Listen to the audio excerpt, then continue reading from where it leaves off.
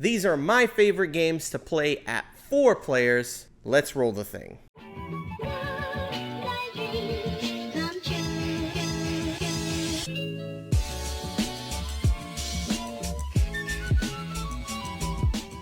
What is up, everybody? Welcome back to 9 to 5 Gamers, and today we are on our player count series talking about our favorite games at different player counts. So if you haven't watched any of those videos, go ahead and check those out. Today we're doing 4-player games. I'm really excited because I feel like 4-player is like the optimal player count. I would say it's not the optimal player count. There's some games that just play well at different player counts. I'd say that this is like the standard player count. Like, this is the game that the player count that most games play at. So as always, don't forget to like, comment, and subscribe to these videos. If you like what you see, don't forget you can become a member. We got extra video content for all of our members, including extra 4-player games that maybe you want to see. So check out that video by becoming a member. Anyway, let's get into this list. I don't want to dilly-dally. I don't even know if that's the right word, but let's do our number 10, which is Harmonies. Harmonies, I just love this game at 4 players because you get to cycle through more of those discs, and it kind of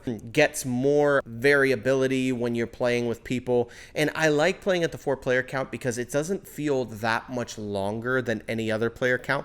I just really like it at 4 players because it's a nice filler game that's not too heavy, but it's also not too light. Like, it's super nice, man. Like, I love Harmonies. It does exactly what Cascadia does, but it just does it better for me. I really love Harmonies. It was like one of my favorite games from this past year, and if you haven't played it, you gotta try it. And at 4 players, I think it shines. That's why it's my number 10. My number 9 is Fiori. Fiori is an amazing game by Reiner Knizia. It's produced by Devere, but it is such a cool game where you are placing these little pieces of glass on the board and trying to collect different symbols, and if you can collect all the symbols, you get bonus points. And there's just so many different ways to score in this game.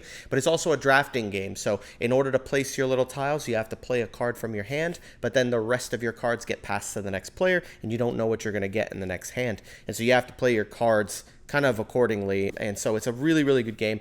And I love this game at 4 players because drafting games just do well with 4 people. I love games that draft, playing them at 4. I feel like at the 2-player count, this game doesn't play well at all. You can't play it solo. Playing it at 2 is okay. Playing it at 3 is fine, but I feel like playing it at 4 has the right amount of like area control in it, which I think the 4-player count is really good with like area control games. So you're going to see a couple of those on the list, but Fiori just happens to be one of those great games that I want to play this at 4. I don't want to play it at any other player count but 4. Super good game. Love it. My number 9. Number 8 on my list is Marvel Zombies, a Zombicide game. I love Zombicide. Playing Zombicide at 4 players is always really, really good because I feel like this game is like, you can play it at 2, but I love having with the zombies, with the Marvel Zombies, I like having all the different player powers and the way they interact with each other, and how as you're playing through the game continues to just ramp up the more players you have, and it ramps up the difficulty, makes it a lot more challenging, and it's just so much fun to play this with 4 people, knocking out hordes of zombies, chucking dice, upgrading your heroes and stuff like that. It is such a good game. I love Zombicide, and honestly, you could put all Zombicide here, but Marvel Zombies just happens to be my favorite currently, and I really love playing it at the 4-player count. So that's Marvel Zombies, my number 8. My number 7 is a game called Artisans of Splenden. This is a dungeon crawler, campaign driven, but it's also like you read books. So the reason I have this on my 4-player count is because a lot of like dungeon crawlers you could play at like lower player counts. You could play them at 2 and 1 and they work really well. And this one though, for whatever reason, I think just plays so well at 4, and that's because when you play with all 4 characters that exist, each person gets their own novel and everybody contributes to the conversation. And when you play with one of those, you kind of skip the dialogue options for that character,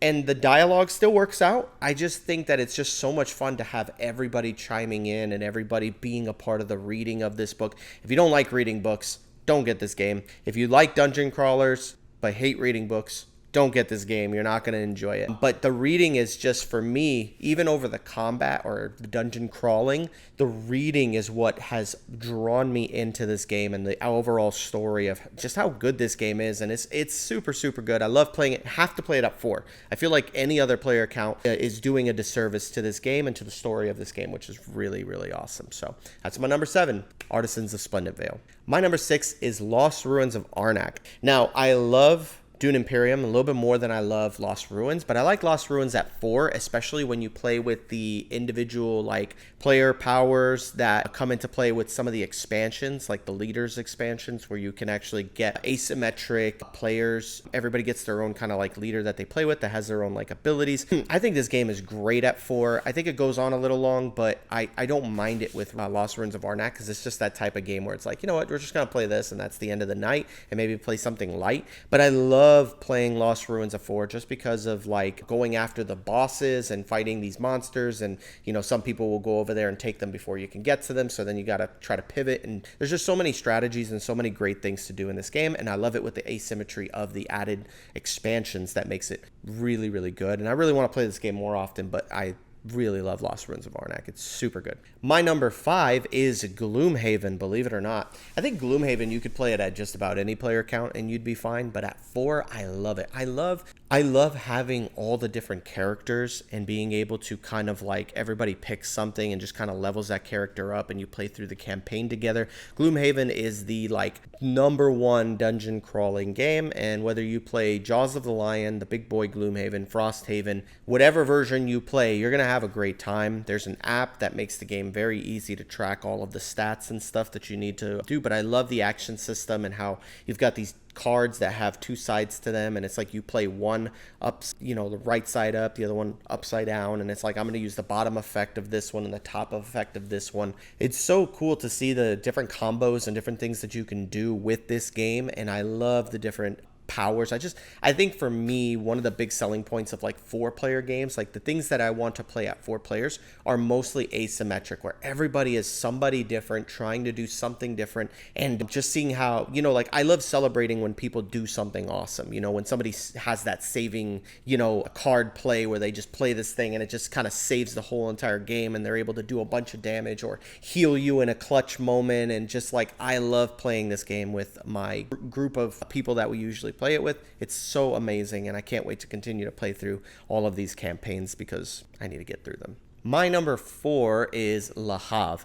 Le Havre is an amazing Uwe Rosenberg game. It is a game where each person is trying to gather resources by going up the river with their ship and gather resources to sell and then buy. And you have to also use them as food to feed your families and your workers, rather, not your families, but your workers. And you're all the while you're trying to use your money to buy certain shops, because when you buy a shop, you can worker place like your little, you have like one worker and you're trying to worker place on different spots to get different resources. But when you buy the shop, other people have to place their tokens on it in order to use it, and then you get paid by doing that. So they have to pay you to use your shops, which is pretty cool. It creates a really cool balance. I love this game. I like this game at 3. I love it at 4. And it's a little too long at 5, which is why I'm like, I would rather play this game at 4. I think 4 is the sweet spot for me. I think you could play it at 2. It's okay at 2. I think at 3 it's good. Maybe, I don't know if it's better, but again, I like having more people, because more people that are playing at the same time, the more that people are grabbing different shops and there's more options open to you, because what will end up happening is these shops end up in front of you, and if nobody buys them, and so then you can use the shops, but they're just kind of open to everybody, which I don't like that. I like it when a bunch of people are playing and everybody's buying shops, and then it's like I really have to interact with people. It creates a sort of interaction that I really like from the game, which you don't get with the lower player counts. But I really love Le Havre regardless. I think I'd play Le Havre in any player count because I think it's awesome. So that is my number 4. My number 3 is a game called Blood Rage. And I know there's a 5th player expansion. I don't own that expansion. I assume it makes the game great at 5. But at 4, the player count that it was kind of designed at, it is amazing. I love playing this game with 4 people. It's area control drafting. So you're drafting cards, and then everybody keeps drafting until everybody has a handful of cards. And then once you have your handful of cards, you start using those cards to do different things, and you're just trying to take over certain areas. It is Viking, what do you call that? Norse mythology, kind of Viking-esque type warfare, and you're just kind of battling it out on a map and just fighting each other for control of the different areas in Jotunheim and the other areas. Yggdrasil's in the middle, and so if you take over Yggdrasil, you get a bunch of resources. But the cool part is that this area control game is taking place during Ragnarok, and so like there's like these big comets and meteors that are falling and destroying different areas of the map, so it's forcing you guys to get even closer and more intimate in certain areas, which I think is super cool. And I think it's a great game that kind of pushes everybody to fight. Kind of reminds me of the Hunger Games, you know, how they would like set the whole like forest on fire to push everybody closer so that they would fight each other.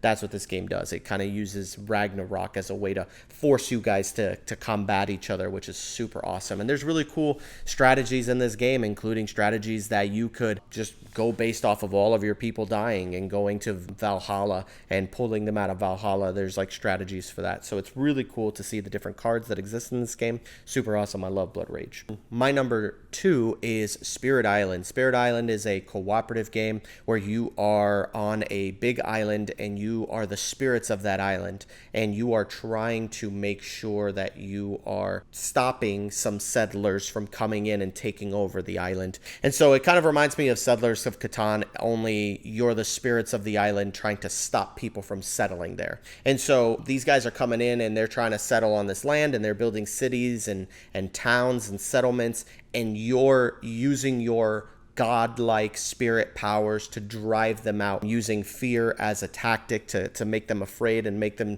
jump back into their boats and leave. Some of the spirits can control different elements of nature. You might even be able to control the what do you call this? The natives that live there, the Dahan, and you can actually control them to fight the settlers. And it's just such a good game. But the cool part is playing this game with 4 people where everybody is their own asymmetric god spirit. And it's so cool, like how different they all are and how they work together. And you're using cards to like speed up other players to make them do things at a faster rate. Some of the different spirits are like they activate slower. Some of them are like proactive and some of them are more reactive. So it's kind of like a nice balance where it's like, this is a really fast character, so they're gonna do all of their stuff before the enemies activate. And then there's a slower character who's a little bit more tanky, defensive, and they're going to kind of react to whatever the settlers do. So it's like the settlers are going to do this, and that. Cool, let me clean up and make sure that they don't do too much damage.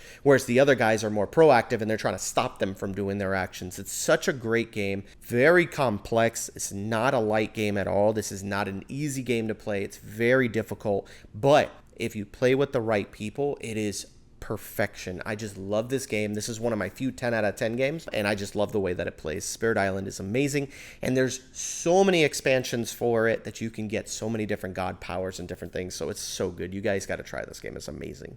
And that leaves us with our number 1, which is another asymmetric game called Root. Root is a not cooperative, but a competitive asymmetric area control game. And so there's this big forest, and there's a bunch of different animal factions that are warring for this forest. And so in the base game, it comes with about 4 factions you can play as, and there's like specific rules for when you play with 2 players. So if you're getting the base game, it doesn't really work with like 2. Once you get some of the other expansions, there's some like specific rules and things you can do to make the 2-player game better. But at 3 players, this is a great game, but at 4 players is where this game really shines, because it's like everybody is trying to win in a different way. And so it's like everybody's just trying to gain points to win, but the way you gain points is very different depending which faction you play. There's a ton of expansions, but again, this is competitive, so you're really trying to like get each other off the board and to break down people's structures. It's got a card play system. It's got some dice play.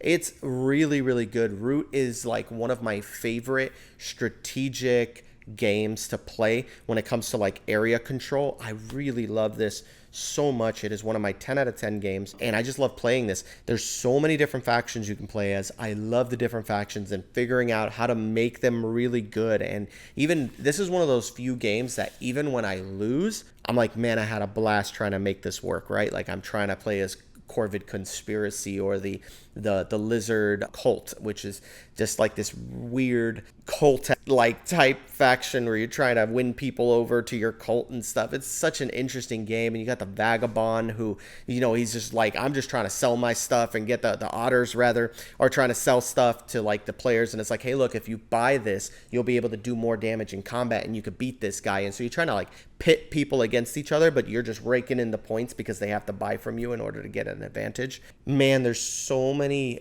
cool ways to play this game. Root is just one of my favorite games of all time. It slowly slipped out of the list just because I don't get the time to play it as much anymore.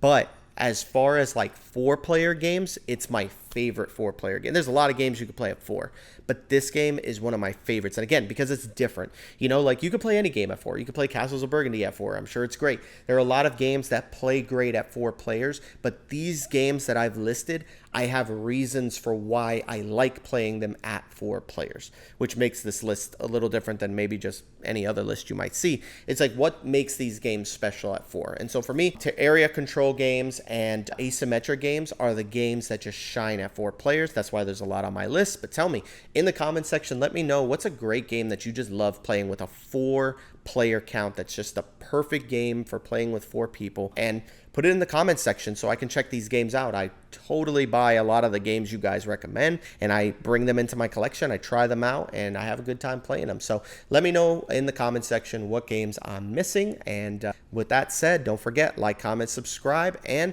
check out memberships. As always, love you guys. See you guys later. Peace out.